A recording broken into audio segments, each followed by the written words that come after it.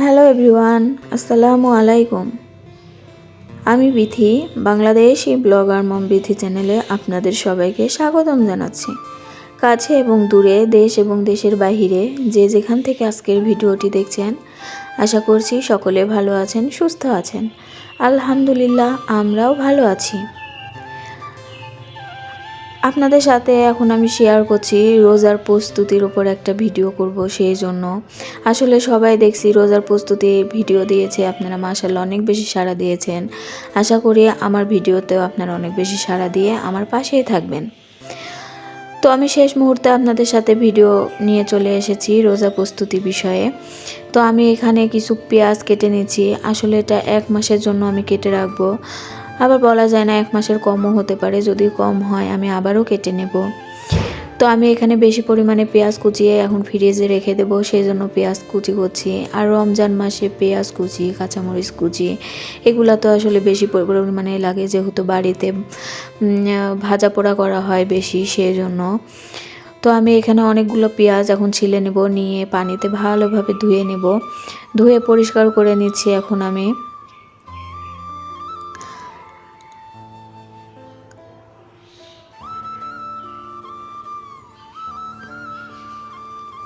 পেঁয়াজগুলো ধুয়ে পরিষ্কার করে নিয়েছি, তারপরে টিফিন বক্সের ভিতরে আমি কেটে কেটে রেখে দেব। আসলে এই কাজগুলো করতে আমার অনেক সময় লেগে গেছে, আর এত দেরিতে এই ভিডিও করার কারণ হলো ছোট ছোট বাচ্চা নিয়ে আসলে এগুলো গুছিয়ে করতে পারি না, তবুও যে করতে পেরেছি আলহামদুলিল্লাহ।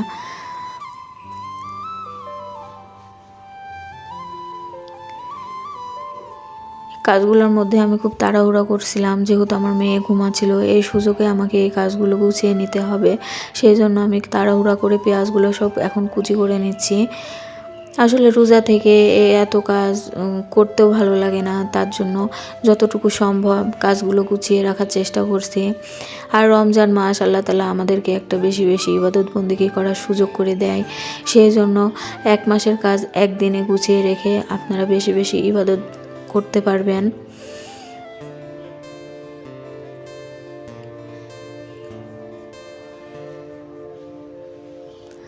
আমার এই ভিডিওতে যদি কোথাও কোনো অংশ আপনাদের ভালো লেগে থাকে, তাহলে প্লিজ আমার ভিডিওতে একটা লাইক দিয়ে দিবেন।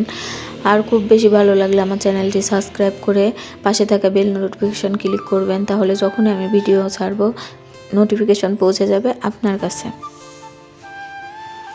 আমি এই তো সবগুলো পেঁয়াজ কেটে নিয়েছি।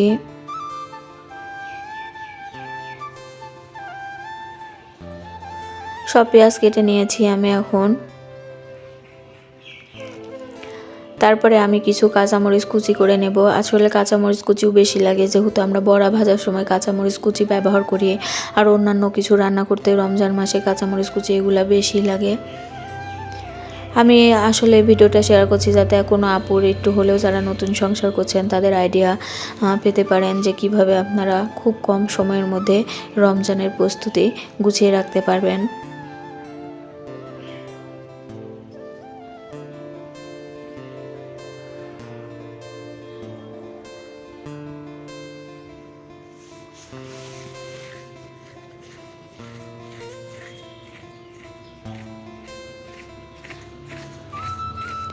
কাঁচামরিচ কুচি আমি বেশি করে করব না, আমি অল্প পরিমাণে করব, কারণ কাঁচামরিচ কুচিয়ে রাখলে ফ্রিজে দেখা যায় কালো হয়ে যায়, সেজন্য আমি 3-4 দিনের জন্য কুচিয়ে নেব। আর এই যে অফ ক্যামেরায় আমি অনেক কাজ গুছিয়ে নিয়েছি। এখানে 1 কেজি পরিমাণ বুটের ডাল সিদ্ধ করে আমি রেখে দিয়েছি। এইটা আমি কালকে রাতে করেছিলাম এই ব্লেন্ডারের কাজগুলো, সেই জন্য আমি ডিপে রাখার কারণে এগুলা বরফ হয়ে গেছে, আপনাদের সাথে শেয়ার করছি।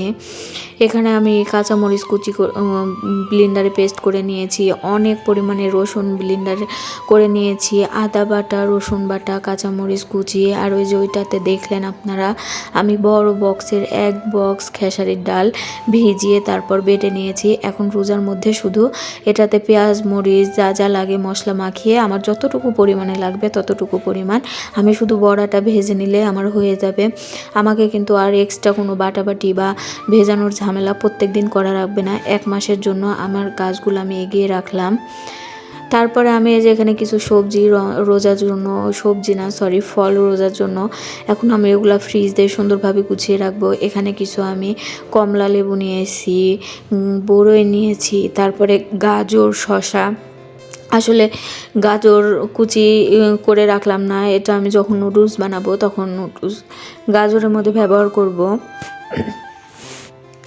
আমি এখন সবগুলোর ঢাকনা বন্ধ করে যেটা ডিপে রাখবো আর যেটা নর্মালে সেটা নর্মালে রেখে দেব। আসলে আপনারা যে দেখছেন বড় বক্সের মধ্যে আমি বুট আর ডালটা সেদ্ধ করে রেখেছি, এটা আমি যখন ডিপে রাখবো তখন আমার প্রয়োজন মতো আমি আলাদা আলাদা বাটিতে করে রেখে দেব, যাতে আমার প্রত্যেক দিন যতটুকু লাগবে ততটুকু। সেটা আর আপনাদের সাথে শেয়ার করলাম না, তাহলে ভিডিওটা অনেক বড় হয়ে যেত সেই জন্য। আর এগুলো আসলে দেখছি সবাই ভিডিওতে শেয়ার করছে, তো নতুন করে আমার আর শেয়ার করার দরকার মনে করলাম না আমি, সেই জন্য আপনাদেরকে জাস্ট আমি কিভাবে গুছিয়ে নিয়েছি সেটাই শেয়ার করলাম। আশা করছি আপনাদের একটু হলে আইডিয়া লাগবে। আর রমজান মাসে রান্না করার জন্য মশলা যেহেতু ব্যবহার করা হয় বেশি বেশি, সেই জন্য আমি একবারে ঈদের দিন পর্যন্ত আমি এই যে আদা বাটা, রসুন বাটা, কাঁচামরিচ বাটা এগুলো আমি করে রাখলাম, তাহলে আমার অনেক বেশি হেল্পফুল হয়ে যাবে রমজান মাসটা, সেই জন্য।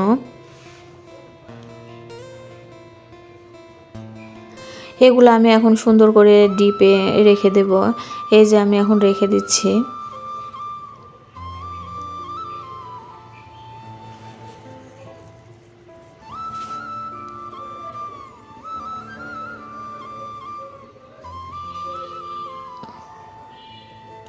আপনারা কে কিভাবে আপনাদের রোজার প্রস্তুতি নিয়েছেন আমাকে কমেন্টের মাধ্যমে জানাতে পারেন।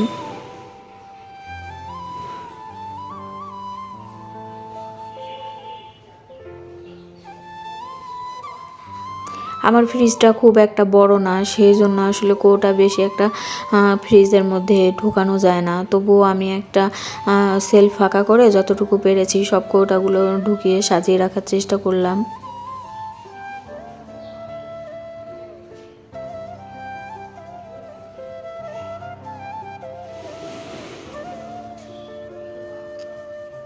তারপরে আমি চলে আসছি একেবারে রাতে আপনাদের সাথে, রাতে আমরা কি রান্না করেছিলাম সেটা দেখাতে। আসলে আজকে মেঘলা মেঘলা ওয়েদার ছিল বিকেলবেলা, সেই জন্য ভাবলাম যে ফ্রিজে মুরগির মাংস ছিল, মুরগির মাংস দিয়ে ভুনা খিচুড়ি রান্না করি। আপনাদের ভাইয়া এই খিচুড়িটা খেতে খুব বেশি পছন্দ করে, যে কোনো মাংস, খাসির মাংস, গরুর মাংস বা মুরগির মাংস দিয়ে রান্না করে ও খেতে পছন্দ করে। সেই জন্য ভাবলাম যেহেতু মেঘলা মেঘলা ওয়েদার, রাত্রিবেলা শীতের সময় খিচুড়িটা খেতে ভালোই লাগবে, সেই জন্য এই যে এখানে মুরগির মাংস দিয়ে আমি খিচুড়ি বানাবো। প্রেশার কুকারে বানাবো তাহলে খুব তাড়াতাড়ি হয়ে যাবে, সেই জন্য আমি প্রথমে প্রেশার কুকারে পরিমাণ মতো সরিষার তেল দিয়ে দিলাম।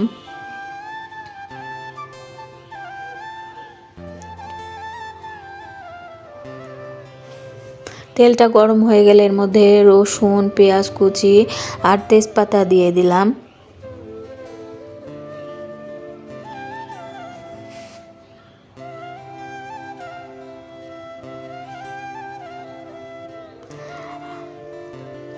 একটা ভিডিও তৈরি করতে আপুরা অনেক বেশি কষ্ট, এবং যারা আমরা ভিডিও করি তারাই জানি এর পিছনে কতখানি মেহনত করতে হয়। আপুরা আপনারা ভিডিও দেখেন অথচ লাইক দিতে চান না, প্লিজ আপনাদের লাইক দিয়ে আপনাদের সুন্দর মতামত কমেন্টের মাধ্যমে জানাবেন, এবং আমার ভিডিওটি আপনার ফ্রেন্ডস আর ফ্যামিলির সাথে শেয়ার করবেন। আমি এর মধ্যে আদা বাটা, কাঁচামরিচ বাটা, রসুন বাটা দিয়ে দিয়েছি। তারপরে তো পরিমাণ মতো লবণ দিয়ে দিলাম।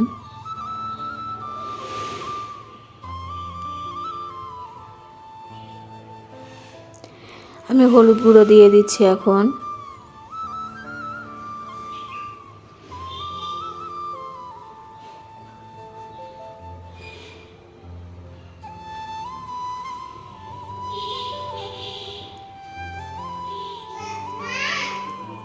তারপরে আমি এখন এই যে জিরার গুঁড়া, ধনের গুঁড়ো যা যা লাগে আসলে সব মশলা দিয়ে ভালোভাবে কষিয়ে নেব।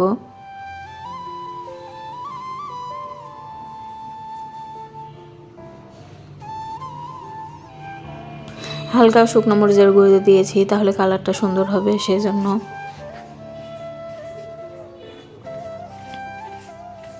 এই তো মশলা থেকে তেল ছেড়ে দিয়েছে। এখন আমি মুরগির মাংসটা দিয়ে খুব ভালোভাবে কষিয়ে নেব। আসলে মুরগির মাংসটা আমি চাল দেওয়ার 5-6 মিনিট আগে দিব, তাহলে ভালো করে কষানো যাবে।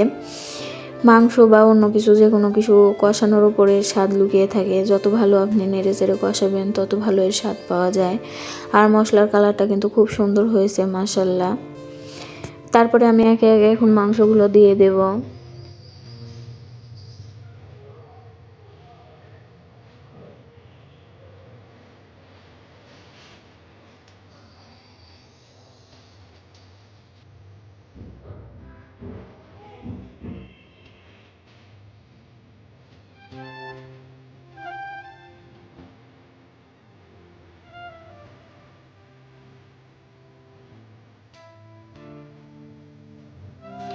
আমি খিচুড়ির মধ্যে গরম পানি দেব, সেই জন্য আলাদা চুলায় আমি পানি গরম বসিয়ে দিয়েছি। খিচুড়িতে গরম পানি দিলে খিচুড়ির স্বাদটা আরও বেশি সুন্দর আসে, সেই জন্য। আমার মাংস মোটামুটি কষানো হয়ে গেছে। এখন আমি চাল আর ডালটা যে ধুয়ে রেখেছিলাম, সেই চাল আর ডালগুলো এখন দিয়ে আরও কিছুক্ষণ কষিয়ে নেব।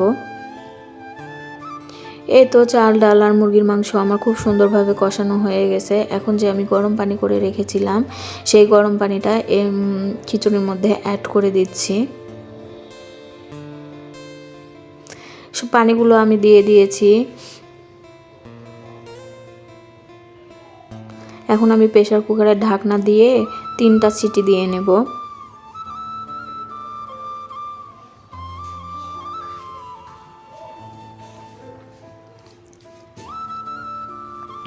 আপনাদের সাথে ফিরে আসছি খিচুড়ি রান্না হওয়ার পরে। এই তো ফাইনালি আমার খিচুড়ি রান্না শেষ। কেমন হয়েছে অবশ্যই কমেন্টের মাধ্যমে আপনারা জানাবেন। খেতে আলহামদুলিল্লাহ অনেক টেস্ট হয়েছিল। আমি খিচুড়ি গরম থাকা অবস্থায় কিছু পরিমাণ গরম মশলার গুঁড়ো ছিটিয়ে দিলাম, তাহলে এর স্বাদ আরও বেশি ভালো আসবে, সেই জন্য। এখন আমি গরম মশলাটা হালকা আলতো হাতে মিশিয়ে নিচ্ছি। তারপরে তো আপনাদের ভাইয়ার জন্য আমি খিচুড়ি বেড়ে নিয়েছি। এখন ওনাকে গরম গরম খেতে দেব। আর খিচুড়ি আসলে গরম না খেলে ভালো লাগে না, সেজন্য।